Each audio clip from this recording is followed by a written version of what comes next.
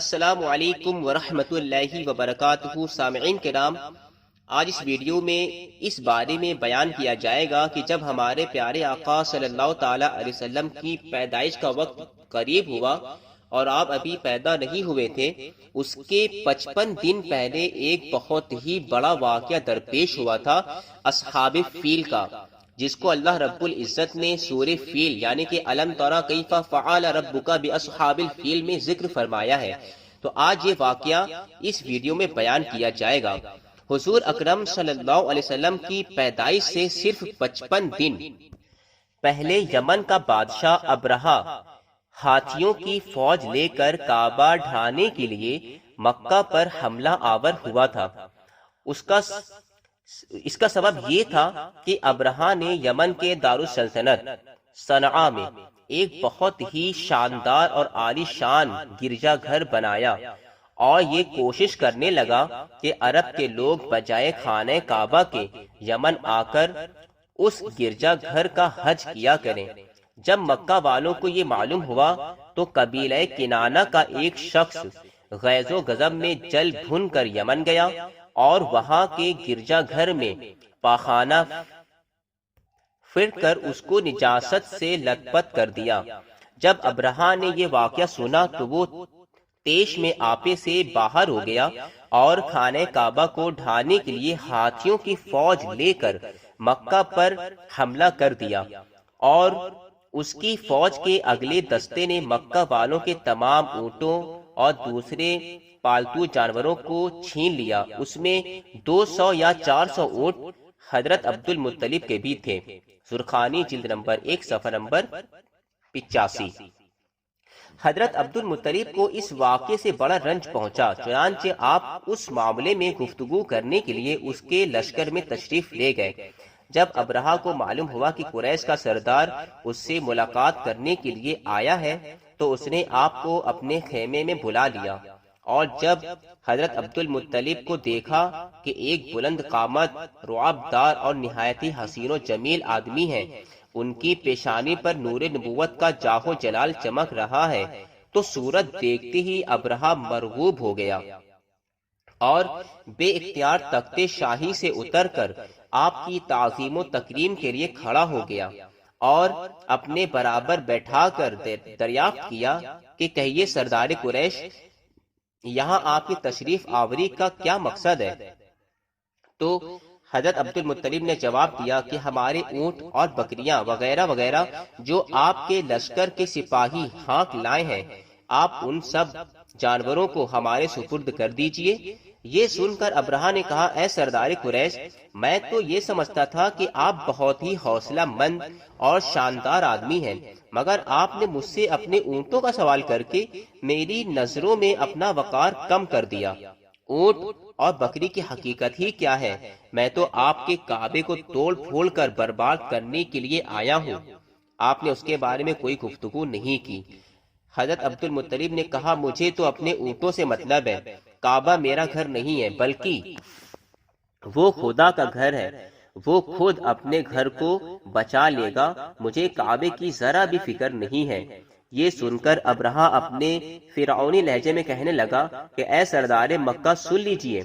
میں کعبے کو ڈھا کر اس کی اینٹ سے اینٹ بجا دوں گا معاذ اللہ، اور روئے زمین سے اس کا نام و نشان مٹا دوں گا،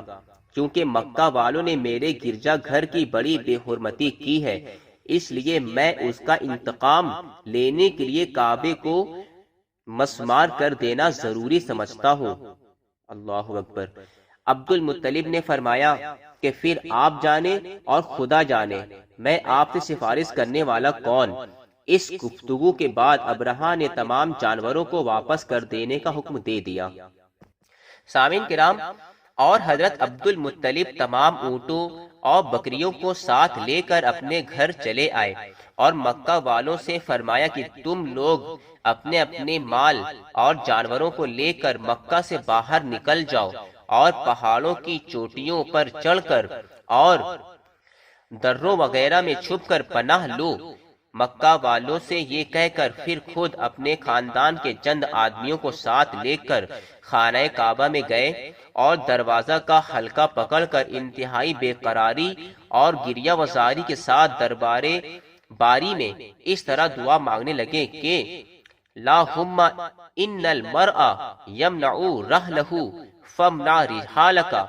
وانصر علی آل الصلیب وعابدیہ اليوم آلک۔ اے اللہ، بے شک ہر شخص اپنے اپنے گھر کی حفاظت کرتا ہے، لہذا تو بھی اپنے گھر کی حفاظت فرما، اور صلیب والوں اور صلیب کے پجاریوں عیسائیوں کے مقابلے میں اپنی اطاعت شعاروں کی مدد فرما۔ عبد المطلب نے یہ دعا مانگی اور اپنے خاندان والوں کو ساتھ لے کر پہاڑ کی چوٹی پر چڑھ گئے اور خدا کی قدرت کا جلوہ دیکھنے لگے۔ ابرہہ جب صبح کو کعبہ ڈھانے کے لیے اپنے لشکر جرار اور ہاتھیوں کی قطار کے ساتھ آگے بڑھا اور مقام مغمس میں پہنچا تو خود اس کا ہاتھی، جس کا نام محمود تھا، ایک دم بیٹھ گیا۔ ہر چند اس کو مارا اور بار بار للکارا، مگر ہاتھی نہیں اٹھا۔ اسی حالت میں قہر الہی ابابیلوں کی شکل میں نمودار ہوا، اور ننھے ننھے پرندے جھنڈ کے جھنڈ، جن کے چونچ اور پنجوں میں تین تین کنکریاں تھیں، سمندر کی جانب سے حرم کعبہ کی طرف آنے لگیں۔ ابابیلوں کے ان دل بادل لشکروں نے ابرہہ کی فوجوں پر اس زور شور سے سنگ باری شروع کر دی کہ ان کی آن میں ابرہہ کے لشکر اور اس کے ہاتھیوں کے پرکھچے اڑ گئے۔ ابابیلوں کی سنگ باری خداوند قہار و جبار کے قہر و غضب کی ایسی مار تھی کہ جب کوئی کنکری کسی فیل سوار کے سر پر پڑتی تھی تو وہ اس آدمی کے بدن کو چھیدتی ہوئی ہاتھی کے بدن سے پار ہو جاتی تھی۔ ابرہہ کی فوج کا ایک آدمی بھی زندہ نہیں بچا، اور سب کے سب ابرہہ اور اس کے ہاتھیوں سمیت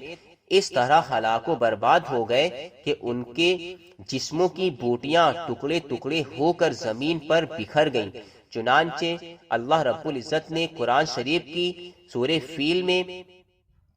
اس واقعے کا ذکر کرتے ہوئے ارشاد فرمایا ہے: الم تری کیف فعل ربک باصحاب الفیل الم یجعل کیدہم فی تضلیل وارسل علیہم طیرا ابابیل ترمیہم بحجارۃ من سجیل فجعلہم کعصف مأکول۔ یعنی اے محبوب، کیا آپ نے نہ دیکھا کہ آپ کے رب نے ان ہاتھی والوں کا کیا حال کر ڈالا؟ کیا ان کے داؤں کو تباہی میں نہ ڈالا اور ان پر پرندوں کی ٹکڑیاں فوجیں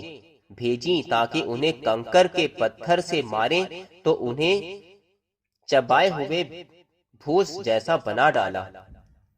سامعین کرام، جب ابرہہ اور اس کے لشکروں کا یہ انجام ہوا تو عبد المطلب پہاڑ سے نیچے اترے اور خدا کا شکر ادا کیا۔ ان کی اس کرامت کا دور دور تک چرچا ہو گیا اور تمام اہل عرب ان کو ایک خدا رشیدہ بزرگ کی حیثیت سے قابل احترام سمجھنے لگے۔ تو سامعین کرام، یہ واقعہ جو اصحاب فیل کا پیش آیا، ہمارے پیارے نبی صلی اللہ علیہ وسلم کے پیدا ہونے سے 55 دن پہلے پیش ہوا، اور حضرت عبد المطلب کی اس واقعے کے بعد بہت ہی زیادہ عزت و توقیر بڑھ گئی، کیونکہ وہ ایک خدا رسیدہ اور خدا سے ڈرنے والے بندے تھے اور ہمارے پیارے آقا کی دادا بھی تھے۔ سامعین کرام، ہمارے پیارے آقا صلی اللہ علیہ وسلم جس خاندان قریش میں پیدا ہوئے، اس خاندان کا ہر ایک فرد عجیب و غریب خوبیوں والا تھا، سب کی خوبیاں الگ الگ تھیں۔ اب ہمارے پیارے آقا صلی اللہ علیہ وسلم کے والد گرامی حضرت عبداللہ کی بھی بے شمار خوبیاں ہیں جو انشاءاللہ تعالی اس کے دوسری ویڈیو میں بیان کی جائیں گی۔ سامعین کرام، مزید جانکاری کے لیے ہمارے چینل کو ضرور سبسکرائب کر لیں اور بیل آئیکن کو بھی ضرور پریس کر لیں تاکہ ہماری آنے والی ویڈیو کی نوٹیفیکیشن آپ کو ضرور مل جائے اور تاکہ آپ ہماری ویڈیو کو مس نہ کریں اور اچھی ویڈیو کو دیکھ کر اپنے علم میں مزید اضافہ کریں۔ السلام علیکم ورحمۃ اللہ وبرکاتہ۔